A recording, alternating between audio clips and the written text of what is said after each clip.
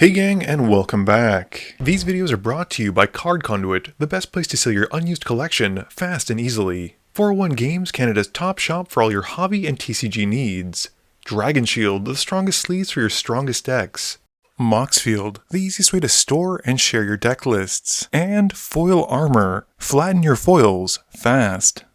Ben wins the die roll and starts us off. He draws and plays a tap Crumbling Necropolis.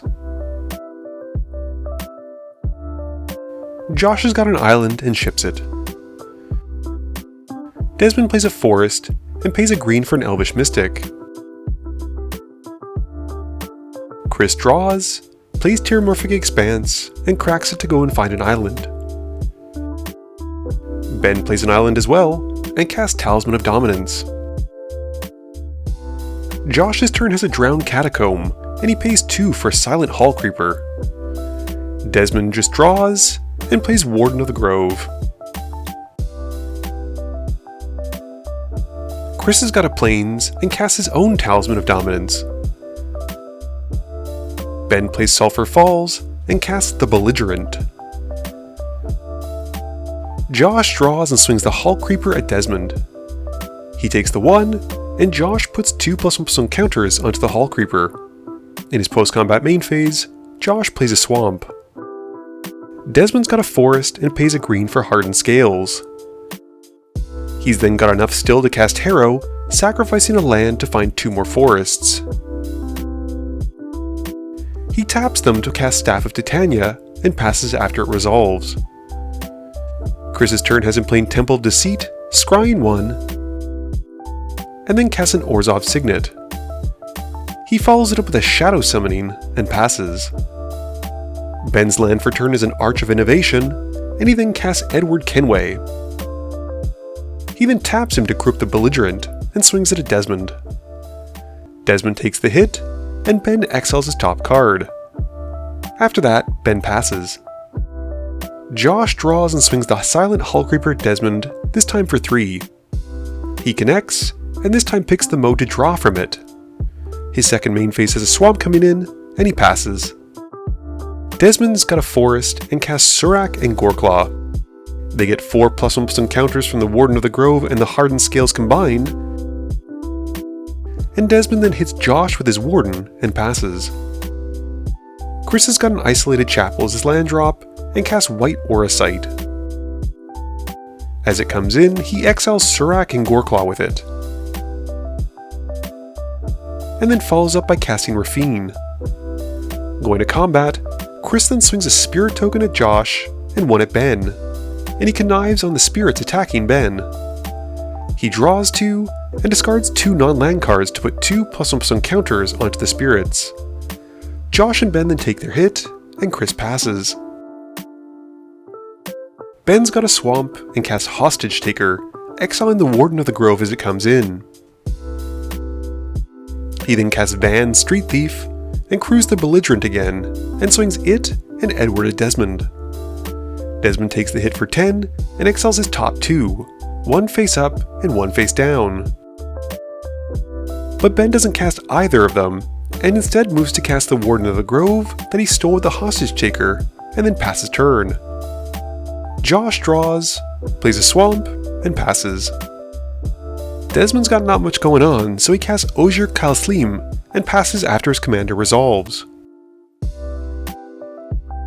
Chris draws and plays out Containment Construct, and then swings Raffine and the small spirit at Josh and the larger spirit at Ben. Chris targets his larger spirit to connive 3 on, and this time only puts 2+1/+1 counters onto it, and exiles his Adakar Waste to the Containment Construct instead of discarding it. In his post-combat main phase, Chris then plays the Adakar Wastes, and then casts an Elenda and Azor. He then moves to his end step, paying 4 life to their ability, and making some tokens and passing. Ben draws and plays Underground River, and then casts Kindred Discovery, naming Pirate. He then cruises the Belligerent again, and swings it at Josh and Edward at Desmond. They both take their damage, and Ben exiles their top cards, and draws a card with the Kindred Discovery, seeing Edward attacking. After combat, Ben casts Raise the Palisade, and names Pirate. He then follows up by recasting Van and passing. Josh draws, plays a swamp, and casts Demon of Fate's Design. He then uses its ability to cast Silent Hall Creeper again by paying life, and passes. Desmond's turn has him rebuilding, playing Elvish Mystic, and then casting Vernal Bloom. Chris has got an island and recast Raffine. He follows it up with a Containment Construct, and then a Looter Il Core. He ships it after that. Ben plays a forest from Desmond's exile, and then recasts the Belligerent. He then swings Edward at Chris, and the rest at Desmond. They take their hits, and Ben then casts Railway Brawler off of Desmond's exile. He continues by casting Mary Reed and Anne Bonny, and loots with them, and then passes turn. Josh draws and swings the Hall Creeper at Ben, connecting and picking the mode to draw a card from it. He then plays an Isolated Chapel and casts the Master of Keys, putting 4 into the X. This is Josh milling 8 and putting 4+1 counters onto his commander. He then uses Demon of Fate's Design to help escape and pay for Cacophony Unleashed from his graveyard. After that, Josh passes. Desmond draws and casts Staff of Titania, and then Ojer Kaslem, and then a Guardian Augmentor. He ships it after that. Chris draws and once more recasts Raffine. He then goes on the defensive with a Windmorn Muse and passes. Ben's land for turn is a Shadowblood Ridge, and he casts Blood Money. Ben makes 7 tap treasures, and then recasts Edward, and uses him to crew the Belligerent. He then swings the ship at Josh, dealing 5 and passing. Josh's land for turn is Hall of Heliod's Generosity, and he then casts Starfield of Nyx. The Cacophony Unleashed becomes a 6/6, which Josh then swings at Ben and passes after it connects. Desmond's got a forest and casts Warden of the Grove, and then Hardened Scales.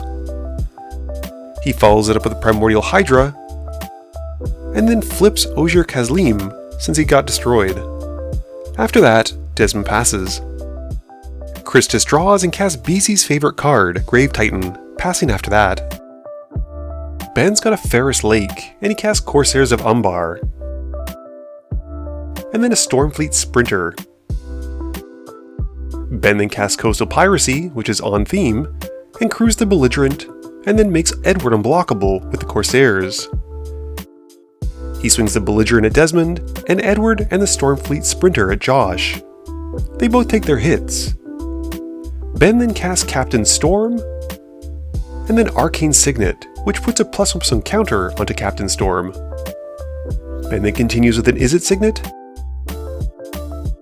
and a Herald's Horn to continue growing Captain Storm, and the Stormfleet Sprinter. He then plays Departed Deckhand and a Metallic Mimic, and picks Pirate. After that, Ben makes 4 treasures during his end step, and distributes 4+1 counters amongst his creatures. Josh returns Demon of Fate's Design with the Starfield of Nyx trigger on his upkeep, and draws. He pays Bajuka Bog, and then recasts the Master of Keys using the Demon of Fate's Design's ability. Josh then continues by casting the Meathook Massacre with Escape, large enough to wipe the board. He then passes turn after that. Desmond plays Ozolith, the Shattered Spires, and once more flips Ojer Kaslem before equipping the Staff of Titania onto it. He then continues by activating the Ozolith and puts 2+1 counters onto his commander and passes.